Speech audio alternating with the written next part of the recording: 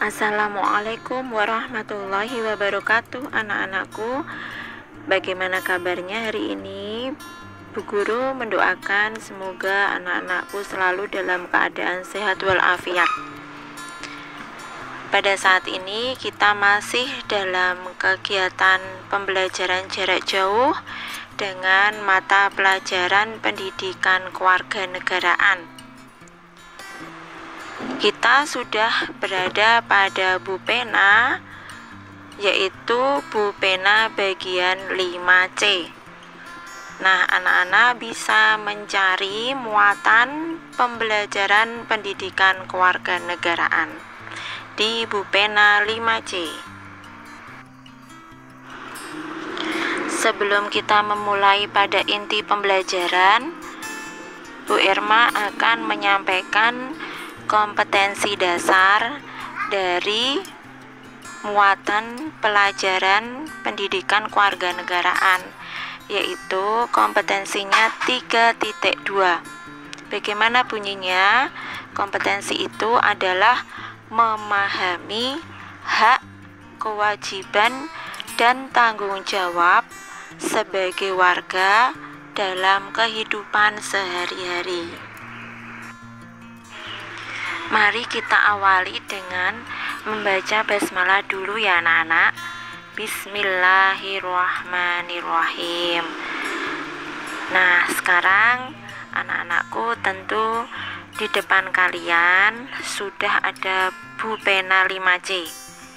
Anak-anak bisa membuka halaman 14, halaman 20, dan halaman 25 pada subtema 1 untuk diberi tanda, dan kita akan belajar dulu muatan pelajaran tematik yaitu PPKN pada subtema 1. Pada semester 1 kemarin anak-anakku tentu telah menerima raport. Nah, apa sih yang dinamakan dengan raport? Raport adalah catatan evaluasi hasil belajar kalian selama mengikuti kegiatan belajar di sekolah. Mengapa Bu Guru menanyakan itu? Karena menerima raport itu adalah sesuatu hak. Hak adalah sesuatu yang harus kita terima. Sebagai pelajar, anak-anak akan mendapatkan raport di akhir kegiatan belajar tiap semesternya. Nah, sekarang Bu Irma akan bertanya kepada kalian, apa hak siswa di sekolah? Ya, betul sekali. Yang pertama, mendapat perhatian dari guru, seperti diberi kesempatan oleh guru saat mengangkat tangan ketika bertanya. Itu dilakukan ketika kita pembelajaran tatap muka. Tetapi ketika pembelajaran PJJ seperti ini, maka perhatian dari guru itu dapat dilakukan dengan menyapa di forum Google Classroom. Kemudian yang kedua adalah mengikuti pelajaran dan mendapat pengajaran.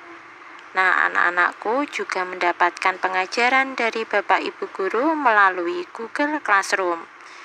Yang ketiga adalah mengikuti pemilihan atau dipilih menjadi ketua kelas.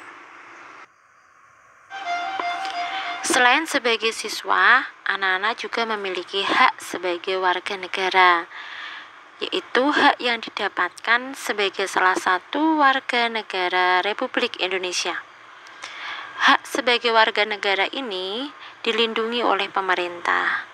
Nah, hak-hak yang dimiliki oleh warga negara diantaranya yang pertama, hak untuk berpendapat di depan orang banyak. Nah, misalkan anak-anak ingin berpendapat ketika ada suatu masalah, maka silahkan kemukakan hak itu.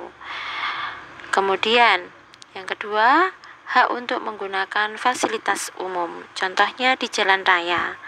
Anak-anak bisa menggunakan fasilitas zebra cross yang dibuat oleh pemerintah dan trotoar. atau jembatan layang. Begitu. Yang ketiga adalah hak untuk menganut agama dan melaksanakan ibadah. Nah, setiap warga negara memiliki hak untuk menganut salah satu agama yang ada di Indonesia. Mari kita ingat kembali, ada berapa agama di Indonesia? Ya betul, ada 6. Islam, Kristen Katolik, Kristen Protestan, Hindu, Buddha, dan Konghucu. Nah, sebagai warga negara, maka kita berhak untuk memilih salah satu agama yang ada di Indonesia, menganutnya dan melaksanakan ibadah.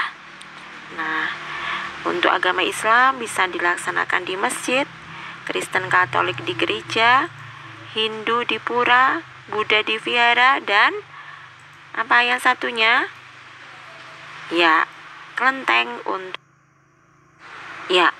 Konghucu itu tempat ibadahnya di mana? Di kelenteng.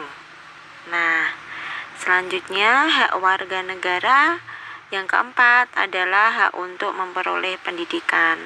Seperti saat ini anak-anak meskipun pandemi, anak-anak masih tetap memperoleh pendidikan meskipun tidak dengan dilakukan tatap muka, tetapi dilakukan dengan virtual. Yaitu kita tidak bisa bertatap muka langsung, bisa dengan media WA, kemudian Google Classroom, kemudian YouTube, video pembelajaran, ya. Dan kita hanya bisa bertatap muka dengan menggunakan Zoom, Google Meet, ya, dan lain sebagainya. Begitu anak-anak untuk penjelasan makna hak sebagai siswa dan warga negara. Selanjutnya kita akan menuju pada halaman 20. Pada halaman 20 materinya adalah menjelaskan makna kewajiban sebagai siswa dan warga negara. Apa itu kewajiban? Betul sekali, kewajiban adalah hal-hal yang harus dilakukan. Pelajaran hak, kewajiban, dan tanggung jawab sudah pernah kita pelajari pada semester 1 ya. Nah, selanjutnya bagaimana kalau anak-anak tidak melaksanakan kewajiban? Tentu akan mendapatkan peringatan dan sanksi.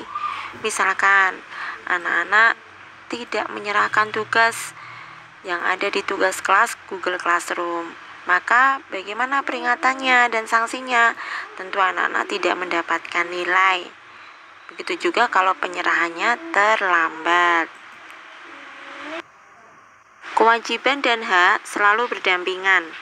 Artinya, hak akan kita dapatkan setelah kewajiban telah selesai dilakukan. Contohnya dalam kegiatan pembelajaran jarak jauh ini, anak-anak mendapatkan hak berupa nilai ketika kewajiban sebagai pelajar telah anak-anak lakukan. Anak-anak menyerahkan tugas, maka anak-anak akan mendapatkan hak berupa nilai yang diberikan oleh Bapak Ibu guru. Jika kita melakukan hak dan kewajiban dengan seimbang, maka akan tercipta kehidupan yang aman, tertib, dan damai. Berikut contoh kewajiban siswa di sekolah dan hak yang akan diperoleh. Selain sebagai siswa, kita juga memiliki kewajiban sebagai warga negara. Nah, kewajiban warga negara dapat dilakukan dengan menaati peraturan. Contohnya, 1. Menaati peraturan lalu lintas. Ketika anak-anak di jalan raya, maka taati peraturan lalu lintas. Contohnya, mengenakan helm. Kemudian ayah dan bunda membawa SIM, STNK. Kemudian menaati rambu-rambu lalu lintas. Yang kedua, menjaga kebersihan fasilitas umum. Artinya anak-anak ketika di jalan raya tidak boleh membuang sampah sembarangan. tetapi buanglah sampah di tempat sampah. Yang ketiga adalah mendengarkan pendapat orang lain saat bermusyawarah. Itu adalah salah satu kewajiban sebagai warga negara ketika bermusyawarah. Kemudian membayar pajak dengan tepat waktu. Selanjutnya menghormati pemeluk agama lain yang sedang beribadah. Jadi ketika kita memiliki teman yang berbeda keyakinan, berbeda kepercayaan, dia misalkan hendak melaksanakan ibadah, maka kita sebagai warga negara memiliki kewajiban yaitu menghormati pemeluk agama lain yang sedang beribadah, tidak boleh mengganggu, bahkan tidak boleh mengejek. Seperti itu. Alhamdulillah, kita sudah pada puncak tema 6 subtema 1, yaitu menjelaskan makna tanggung jawab sebagai siswa dan warga negara. Apa yang dimaksud dengan tanggung jawab? Betul sekali. Tanggung jawab merupakan sikap menyadari dan siap melaksanakan tugas. Tanggung jawab adalah bagian dari kewajiban. Masih ingat pengertian dari kewajiban? Ya, kewajiban adalah sesuatu hal yang harus dilaksanakan. Tanggung jawab dilaksanakan tanpa adanya perintah atau paksaan dari orang lain. Seseorang yang melaksanakan tugas dengan tanggung jawab biasanya melakukannya tanpa menunda-nunda tugas tersebut. Tanggung jawab dilaksanakan tanpa adanya perintah atau paksaan dari orang lain. Nah, pada semester 2 ini, Bapak Ibu Guru mengharapkan anak-anak bisa belajar bertanggung jawab dengan BDR-nya atau belajar dari rumahnya. Kita evaluasi pada semester 1. Masih ada beberapa anak yang belum bertanggung jawab dalam melaksanakan tugas, sehingga tugas dikerjakan dengan ditunda-tunda. Nah, menunda-nunda tugas itu dapat berakibat pada terganggunya hak orang lain. Contohnya, ada salah satu siswa yang tidak mengerjakan tugas, maka siswa tersebut akan mendapatkan nilai yang rendah atau nilai yang di bawah kriteria ketuntasan minimal sehingga mengganggu nilai rata-rata kelas.